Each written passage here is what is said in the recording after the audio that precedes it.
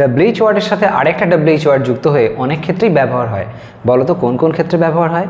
ঠিক ধরেছো, যখন আমরা দেখি হুইচ ইজ ব্যবহার হয় এবং হুইচ ইজের সাথে ডাব্লিউএইচ ওয়ার্ড, যেমন which is why, which is what, which is when ইত্যাদি ইত্যাদি, এইগুলোকে যুক্ত হয়ে এই যে শব্দগুলো আমরা পাচ্ছি বা বলতে পারো এই যে এক্সপ্রেশনগুলো আমরা পাচ্ছি, এগুলোর সাহায্যে কত লাইন আমরা দৈনন্দিন জীবনে স্মার্টলি বলতে পারি।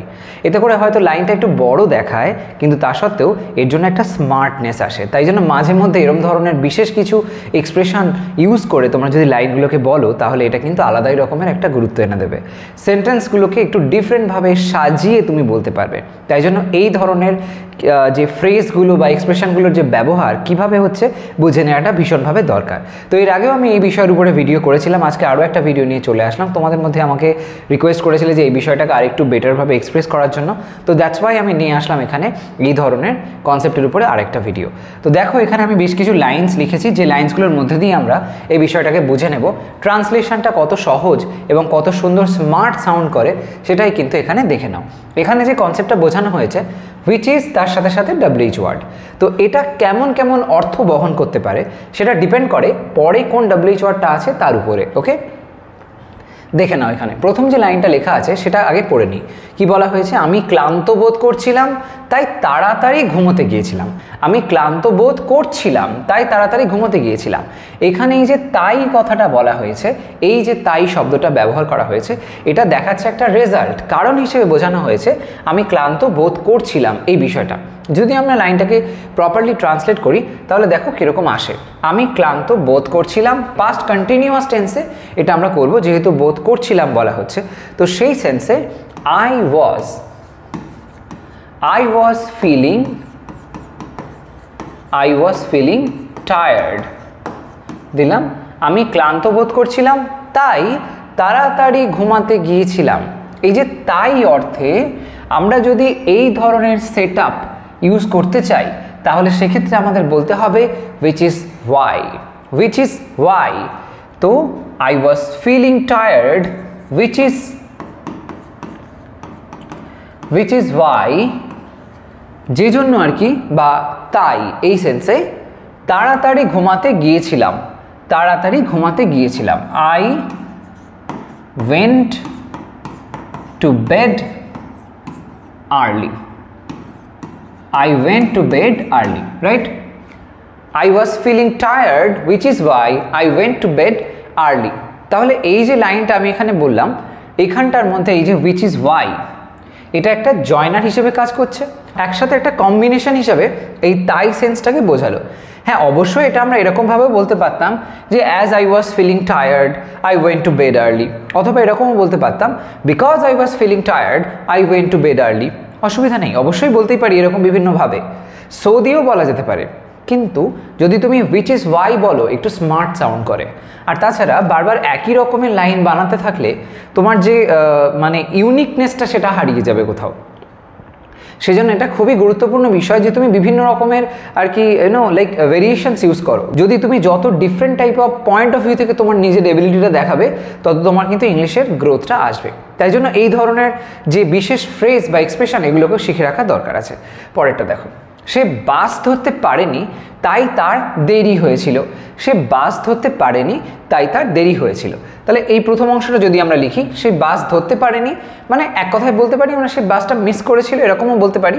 তো she missed the bus বলতে পারি আমরা, সে বাস ধরতে পারেনি, she missed the bus। Simple past tense, she missed the bus। তাই, তো তাই সেন্সে আগে যেরকম করলাম which is why, সেটাই আমরা ইউজ করবো এখানে আবারও একবার, which is why। তাই জন্য কি হলো, তার দেরি হয়েছিল, which is why she was late, right? she missed the bus which is why she was late। তো which is why এখানে তাই সেন্সে ব্যবহার হলো। তো বেসিক্যালি কনসেপ্ট এরকম ধরনের দাঁড়াচ্ছে, যখন আমরা এরকম তাই জাতীয় অর্থ দেখব সেই ক্ষেত্রে এটাকে ব্যবহার করতে পারি, যখন হুইচ ইজ ওয়াই এটার কথা ভাববো। এখানে আমরা এই তাই কথাটা ছাড়াও আরও একরকম সেন্সেও এটা অ্যাপ্লাই করতে পারি, যেটা কিনা ধরো এরকম বলা হয়েছে যে সে বাস ধরতে পারেনি যে জন্য কিনা তার দেরি হয়েছিল, এরকমভাবেও যদি বাংলায় লাইনটা থাকে তখনও কিন্তু সেই সেন্সে এই জিনিসটাকেই তোমরা অ্যাপ্লাই করতে পারো, হুইচ ইজ ওয়াই। ওয়াই। তো সেটা ছাড়াও অন্য বাংলার ক্ষেত্রগুলোতেও যে এগুলোকে ব্যবহার করা যায় সেটাই বোঝানোর জন্য কিন্তু আজকে আমি এরকমভাবে লাইনগুলো লিখেছি। পরেরটা, সে পার্কের কাছে থাকে যেখানে আমরা প্রায়শই দেখা করি। সে পার্কের কাছে থাকে যেখানে আমরা প্রায়শই দেখা করি। এখানে কনসেপ্টটা কি আসছে, একটা প্লেস বোঝাচ্ছে, যেখানে, যে জায়গাতে, এরকম সেন্সে। তো সেই অনুযায়ী যদি আমরা লাইনটা লিখি তাহলে কেমন হবে, সে পার্কের কাছে থাকে। তো পার্কের কাছে থাকে মানে এটা সিম্পল প্রেজেন্টে বলা হয়েছে, তো সেই সেন্সে হি লিভস, বাস করে, লিভস বলতে পারি, এখানে স্টেজও বলতে পারো, অসুবিধা নেই। যাই হোক, সে পার্কের কাছে থাকে, হি লিভস নিয়ার, একটা কোনো নির্দিষ্ট পার্ক আছে তাই জন্য near the park, lives near the park. যেখানে, which is where মানে যেখানে বোঝায় সেটাই, which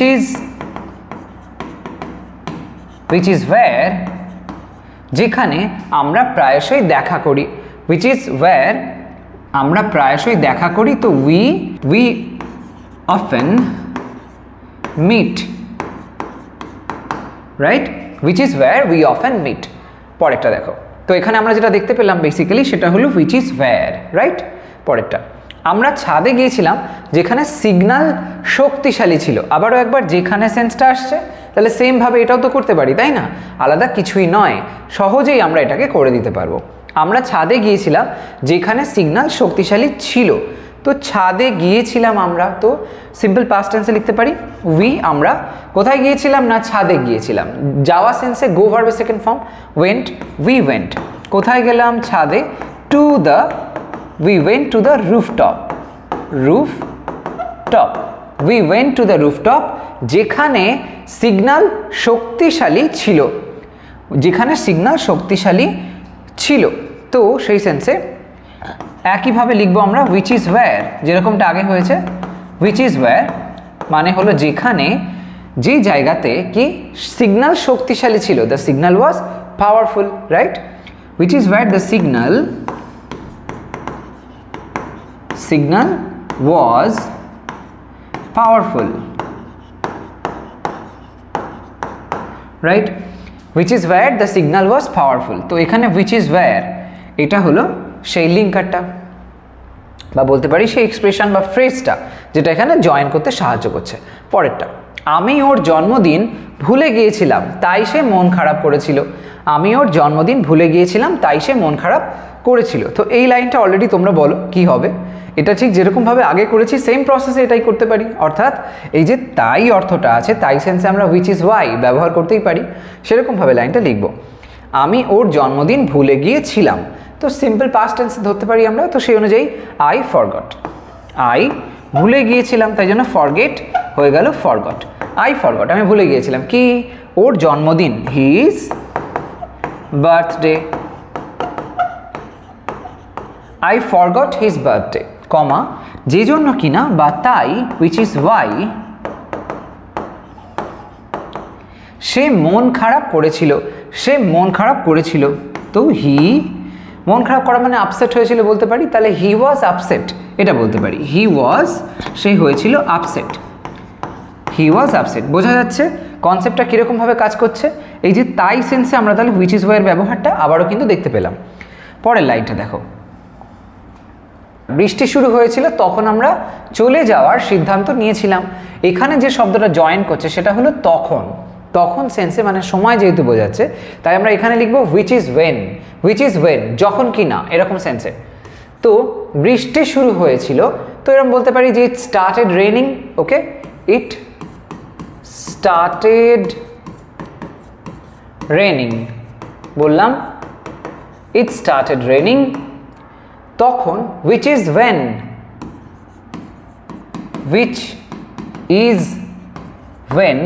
তখন সেন্সে এটা ব্যবহার করলাম। which is when কি না আমরা চলে যাওয়ার সিদ্ধান্ত নিয়েছিলাম মানে ডিসাইড করেছিলাম। তো we decided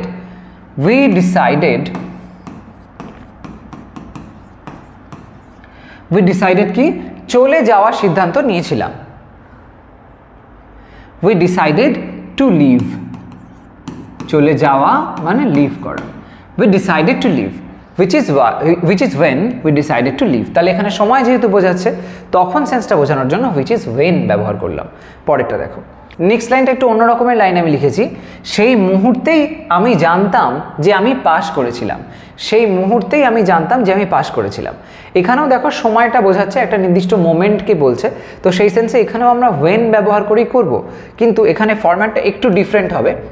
সেই মুহূর্তেই তখন বলতে হবে that's the moment.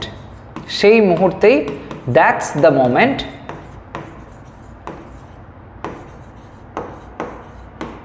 That's the moment which is when জানতাম, মানে সেই মোমেন্টে আমি জানতাম, সেই তখনকার সময় আমি জানতাম। That's the moment which is when আমি জানতাম, I simple past tense, know হয়ে যাবে নিউ, আমি জানতাম। which is when I knew আমি জানতাম, কি জানতাম, যে আমি পাস করেছিলাম, মানে পাস করার কাজটা আগে হয়ে গিয়েছিল, সেটা আমি জানতাম, মানে পাস্ট পারফেক্ট হবে এখানে। which is when I knew I had passed হলো, which is when I knew I had passed। that's the moment which is when I knew I had passed। তাহলে এখানে which is when এই যে সেকশনটা দেখতে পাচ্ছি এটা ওই সময়কালটাকে বোঝাচ্ছে। ওকে, পরের লাইনটা দেখো, আমরা একটি শর্টকাট নিলাম, এইভাবেই আমরা তাড়াতাড়ি পৌঁছলাম। আমরা একটি শর্টকাট নিলাম, এইভাবেই আমরা তাড়াতাড়ি পৌঁছলাম। এখানে জয়েন করছে কোন শব্দটা, এই যে এভাবেই লেখা আছে এই শব্দটা, এই যে এভাবেই মানে কিভাবে না এইভাবে, প্রসেস যেই বলছে তখন হাউ ব্যবহার করতে হয়। তো সেই সেন্সে লাইনটা আমরা এরকমভাবে লিখব, আমরা একটি শর্টকাট নিলাম, সিম্পল পাস্ট টেন্স। তো আমরা উই নিলাম মানে টেক ভার্বের সেকেন্ড ফর্ম করে দাও টুক, উই টুক একটি শর্টকাট, আর shortcut we took a shortcut এভাবেই which is how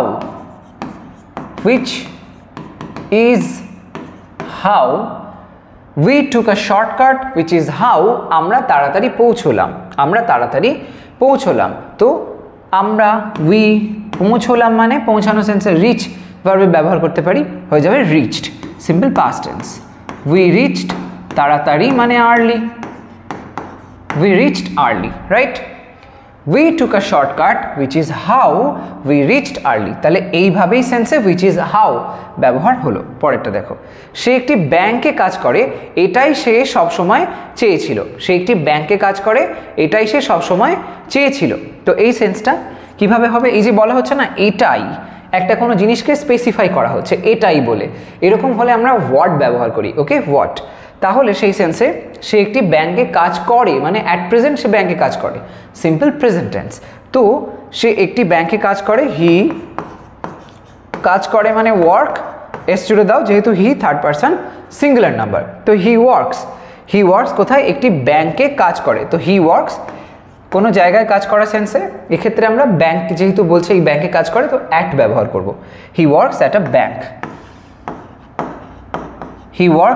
ব্যাংক, সে একটা ব্যাংকে কাজ করে, কমা which is what এটাই সে সবসময় চেয়েছিল। তো হি অলওয়েজ মানে সবসময়, তাই তো, হি অলওয়েজ চেয়েছিল মানে ওয়ান্ট থেকে wanted, simple past, he always wanted হলো, হি অলওয়েজ ওয়ান্টেড। তো এখানে আসলো which is what, রাইট? পরেরটা দেখো, আমি ম্যানুয়ালটি পড়েছিলাম, এভাবেই আমি পাখাটি ঠিক করেছিলাম। আমি ম্যানুয়ালটি পড়েছিলাম মানে এই অংশটায় সিম্পল পাস্ট টেন্স, এখানেও সিম্পল পাস্ট টেন্স, এভাবেই আমি পাখাটি ঠিক করেছিলাম। এমন সেন্স, এই যে এইভাবেই সেন্স একটু আগেও তো দেখলাম তাই না, কোথায় আছে এই লাইনটা, এভাবেই কি ইউজ করলাম, which is how, সেটাই আমরা এখানে আরেকবার ব্যবহার করব।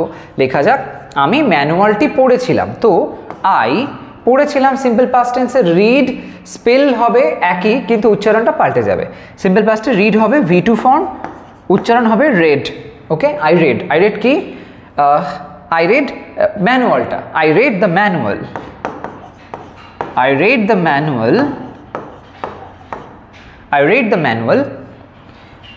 এভাবেই which is how এভাবেই আমি পাখাটি ঠিক করেছিলাম, সিম্পল পাস্ট টেন্সে আই ফিক্সড বা রিপেয়ার্ড বলতে পারো, I fixed the fan, I fixed the fan, right? which is how I fixed the fan। তাহলে এখানে which is how এটা হলো সেই বিশেষ এক্সপ্রেশন বা ফ্রেজ লাইক স্ট্রাকচার যেটা কিনা এই দুটো অংশকে জুড়তে সাহায্য করছে, ঠিক একটা কনজাংশনের মতন। তো এরকম বিভিন্নভাবে তোমরা দেখতে পেলে WH ওয়ার্ড, দুটো WH ওয়ার্ড কীভাবে একসাথে মানে কম্বিনেশন হিসেবে ইউজ করছে, which is এর সাথে যুক্ত হয়ে যাচ্ছে এবং সেই মতন লাইনগুলোকে বানাতে সাহায্য করছে। তো এরকম ধরনের লাইন্স তোমরাও বানাও, কোথাও কোনো কনফিউশন হলে কমেন্ট সেকশনে আমাকে জানিও, আর এরকম ধরনের লাইন্স বানিয়ে আমাকে কমেন্টে সেটা লিখতেও পারো, আমি ডেফিনেটলি চেক করে দেবো। আজকের ভিডিও এই পর্যন্তই থাকছে। যদি কোনো বিশেষ বিষয়ের উপরে তোমাদের ভিডিওর প্রয়োজন হয় সেটা আমাকে কমেন্ট সেকশনে জানিও, আমি ডেফিনেটলি সেই রিলেটেড কনসেপ্টের উপরে ভিডিও নিয়ে চলে আসবো। আর এই চ্যানেলটাকে সাবস্ক্রাইব না করে থাকলে করে নিও, কারণ এমন ধরনের ইনফরমেটিভ ভিডিওস তোমরা পেতেই থাকবে। আর এই ভিডিওটা যদি মনে হয় বেশ হ্যাঁ গ্রহণযোগ্য ছিল, অনেক কিছু ইনফরমেশন পেয়েছো, তাহলে একটা লাইক করে দিও আর শেয়ার করো সমস্ত ফ্রেন্ডসের মধ্যে। ওকে, তো আসি, সবাই ভালো থাকো, সুস্থ থাকো। ওকে, তাহলে এই পর্যন্তই, বাই, টেক কেয়ার।